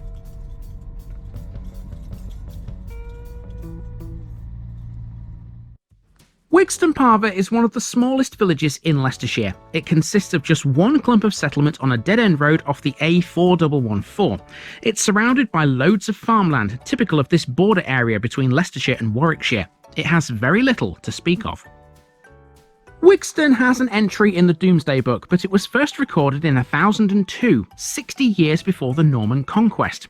The name Wigston is Saxon and could mean beetlestone, but it could also possibly be Wickstone, with Wick being a personal name. The addition of Parva came a lot later, in around 1843. It was added to distinguish it from other places named Wigston, most notably the town of Wigston nearer to Leicester. This was also sometimes known as Little Wigston, and historically it was in the Guthlaxton 100. Zooming in shows the extent of the village a little more. It has just the one landmark of note, the Church of St Mary, at the very far end of the one road running through the place. Otherwise, it's a collection of houses that run from the main road to the church via a gorgeous village green. And that's the route we're going to walk. It's so simple. We'll literally just amble as gently as you like down that road from one end to the other. Afterwards, we'll drive the rest of the B4114 as we talk a bit about the Roman settlement that this all used to stand on. From one end of Wigston Parva to the other, it's less than a 10-minute walk. If you start at the northern end, like I'm doing here, you're on the B4114 between Sharnford and the A5. Wigston Parva is entirely located on a dead end off that road, which terminates at a church.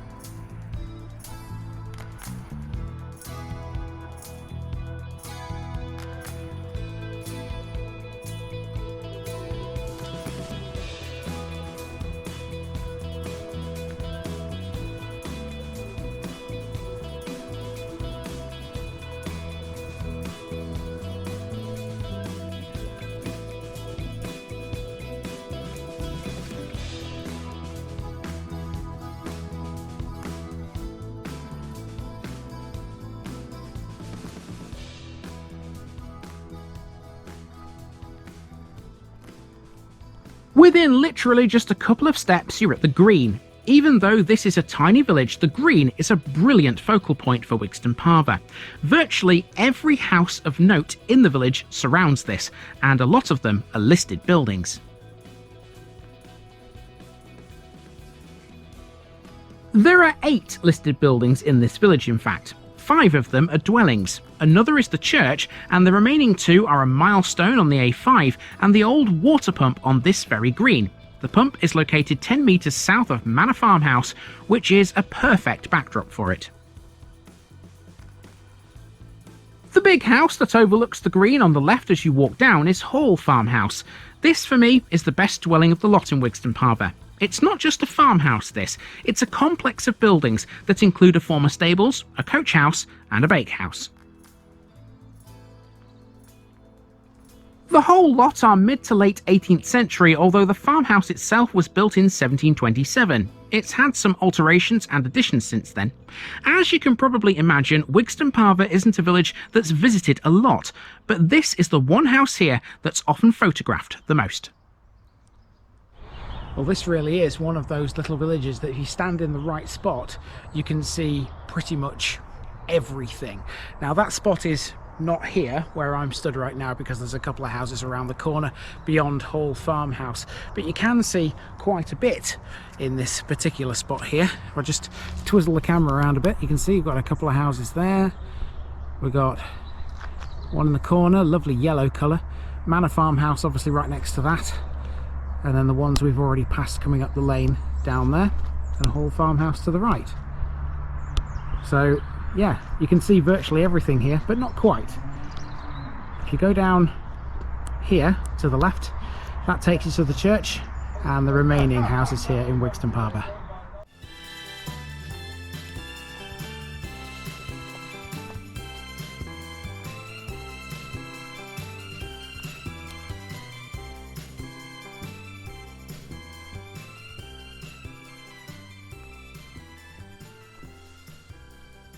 Now let's go to the church, and believe it or not, we are at the end of the village already. I told you, this one's small. Believe it or not, this church is still used for worship, although it's very infrequent. It holds just 4 services every year, but everyone is welcome to attend them. Information on this little building is scant at best, but I did find a few bits. St Mary's dates back to the 11th century, although it has parts which are from the 13th, 14th and 16th. It's been restored twice in 1845 and 1900. The eastern end has a stained glass window which dates from 1965. The internal fittings are from all sorts of time periods. Perhaps the one that's the most interesting is the octagonal font. It was removed from Hemmingford in Huntingdonshire in around 1900 and found a new home here. The altar is made of oak and has some 13th century style arcading. I wonder if it's open. I wonder whether they keep this little church open just for anybody who might be passing. No, it's locked. Never mind. I think it would have been nice to see inside this one, quite frankly, because it's so small and cute, quaint. You know, there's loads of little adjectives you could use for a church like this, isn't there?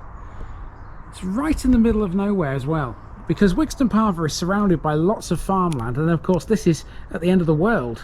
You know, there's you can't go any further than this. This is the end of the village, pretty much.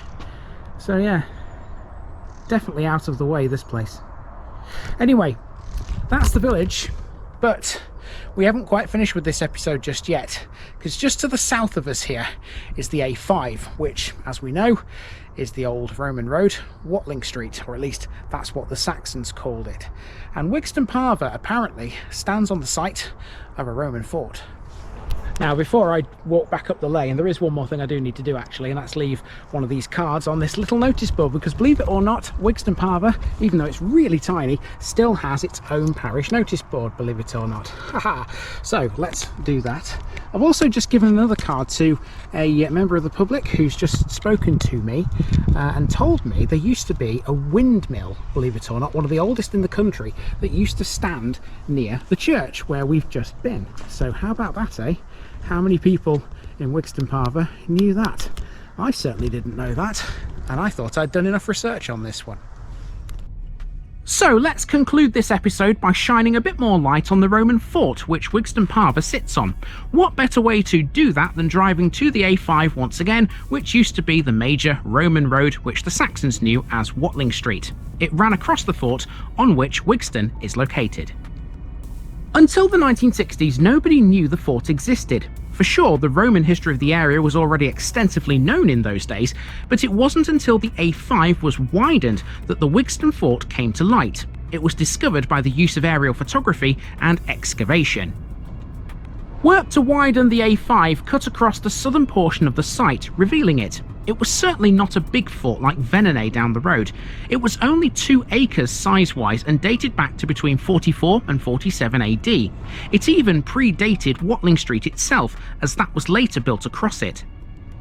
Roman experts reckon it was a precursor to Venenay. Entrances to it were found on the northwest and southeastern sides, and a timber gateway was found at the latter.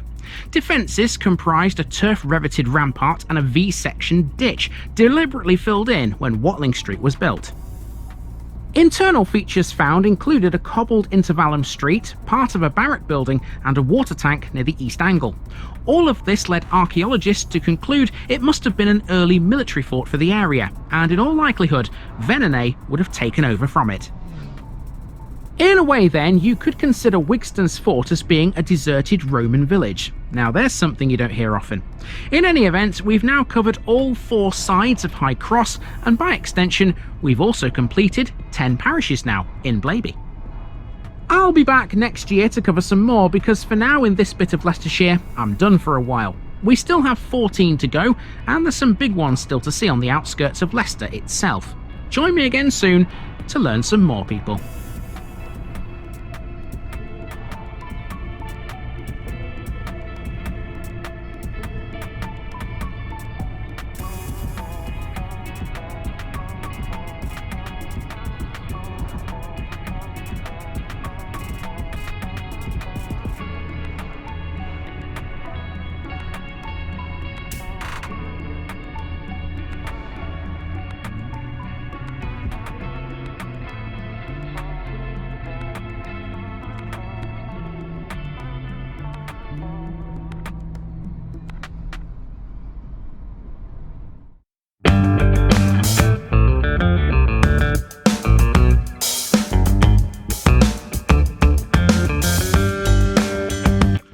just before I go, remember, this video is part of a huge project to visit every civil parish in England.